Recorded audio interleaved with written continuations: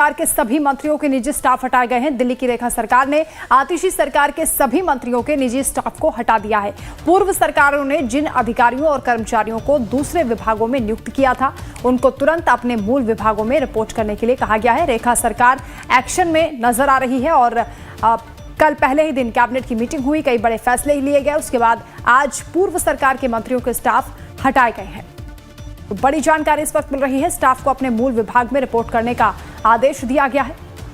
पूर्व की सरकार में जिस तरह से फेरबदल किया जा रहा था, उसको लेकर यह बड़ा फैसला। आतिशी सरकार के मंत्रियों के स्टाफ हटाए गए हैं। रेखा सरकार की ओर से बड़ा एक्शन लिया गया है।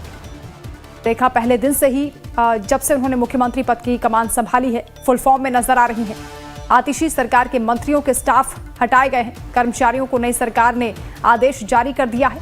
रेखा सरकार का यह एक्शन देखा जा रहा है और जो कर्मचारी मूल विभाग में रिपोर्ट करने के लिए उनको कहा गया है, आदेश जारी हुआ है और पूर्व सरकार के मंत्रियों के स्टाफ को हटा दिया गया है।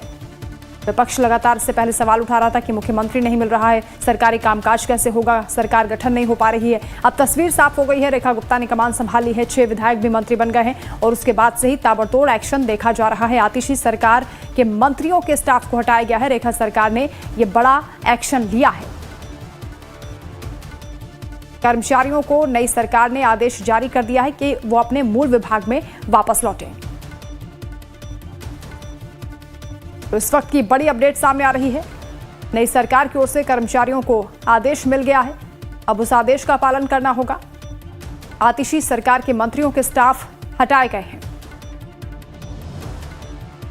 कर्मचारियों को नई सरकार की ओर से ये बता दिया गया है कि वो अपने मूल विभाग में वापस लौटें। ये आदेश उनके लिए जारी हुए हैं। शालिनी झा संवाददाता हमारे साथ जुड़ रही हैं। शालिनी, क्या अपडेट है, क्या फैसला हुआ है? क्योंकि ये कहा जा रहा है कि जो कर्मचारी दूसरे विभागों में पहुंच गए थे, उन्हें मूल विभाग में वापस आने के लिए कहा जा रहा है और निजी स्टाफ को हटाने की बात सामने आ रही है।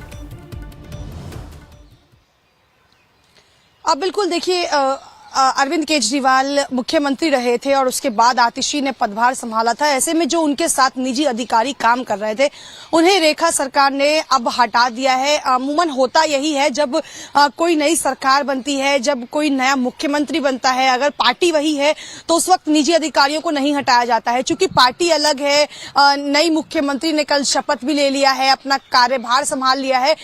उस केस में यही होता है कि जो पुराने अधिकारी हैं, जो मंत्रियों के साथ या मुख्यमंत्री के साथ काम करते थे, उन्हें हटा दिया जाता है और उसके बाद उन्हें कहीं और शिफ्ट कर दिया जाता है और फिर नए अधिकारियों की जो है वो नियुक्ति होती है। क्योंकि पदभार सभी मंत्रियों ने संभाल लिया है शपथ के बाद। ऐसे में तत्कालीन तौर पर ये फैसला लिया गया कि जो निजी अधिकारी काम कर रहे थे पुरानी सरकारों में, उन्हें हटा दिया जाएगा।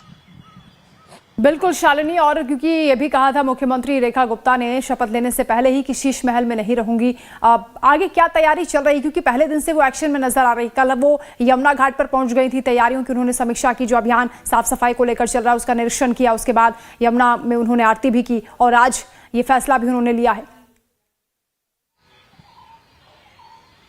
अब बिल्कुल देखिए, और त्वरित तौर पर देखिए कि फैसले हो रहे हैं। सबसे पहले शपथ लिया गया, उसके बाद उन्होंने कहा कि मैं शीश महल में नहीं रहूंगी। हालांकि बीजेपी ये पहले भी कह रही थी कि जब सरकार में आएंगी, बीजेपी का कोई भी मुख्यमंत्री हो, वो शीश महल में नहीं रहेगा, वो पुराने ही मुख्यमंत्री आवास में रहेगा जो पहले मुख्यमंत्रियों को मिलता था। इसके बाद कल वो शपथ लेने के बाद सबसे पहले वो यमुना घाट पहुंची। वहां उन्होंने आरती में भी हिस्सा लिया। इसके बाद उन्होंने यमुना घाट पर जायजा भी लिया कि किस तरीके की फिलहाल अभी स्थिति वहां बनी हुई है। इसके बाद देर शाम उन्होंने कैबिनेट मीटिंग भी की, कई चीजों पर चर्चा भी हुई, जिसमें यमुना को लेकर या फिर महिलाओं को 2500 रुपए हर महीने खाते में देने की बात हो, ये सभी कैबिनेट में चर्चा हुई। तो आप कह सकती हैं कि रेखा गुप्ता कहीं ना कहीं उस तरीके की मुख्यमंत्री नजर आ रही हैं जो फैसले बहुत जल्दी लेने वाली हैं। देखिए, अधिकारियों की नियुक्ति होनी है, इसलिए त्वरित तौर पर उन्हें हटा दिया गया है।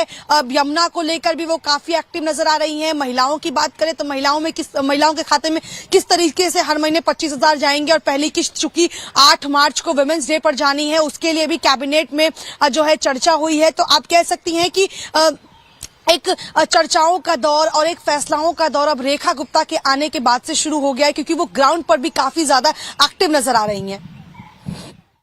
बिल्कुल शालिनी, बहुत शुक्रिया आपका तमाम जानकारी के लिए।